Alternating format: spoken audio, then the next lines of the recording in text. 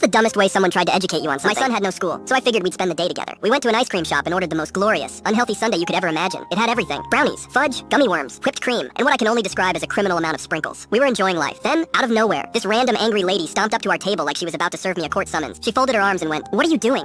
Eating ice cream?" I just shrugged. Spending the day with my son. Apparently, this was the worst thing I could have said. Her eyes widened, her jaw dropped, and she gasped like I just confessed to a federal crime. "You are ruining his life." Excuse me? A child should never eat something this unhealthy. You're setting him up for failure. Ma'am, it's ice cream. She went on this full TED talk about how I was stunting his growth and destroying his health, acting like I force-fed him sugar through a tube every morning. I explained that it was just a treat, that my kid eats normally most of the time. She shook her head. That's what all bad parents say. At this point, my son was trying not to laugh. I just smiled and went, "Respectfully, he's not your kid, and you need to shut up." Wrong move. She snapped. She turned to the nearest employee, waved her arms around like she was trying to land a plane, and screamed, "Kick them out, they're poisoning that child." The employee just stared at her like she was an escaped mental patient. Then, with the straightest face possible, they went, "Ma'am, it's literally an ice cream shop." She turned bright red. Then she stomped out the door, knocking over a napkin dispenser on her way out. And out of pure, glorious, beautiful spite, I walked up to the counter and ordered my son another ice cream cone.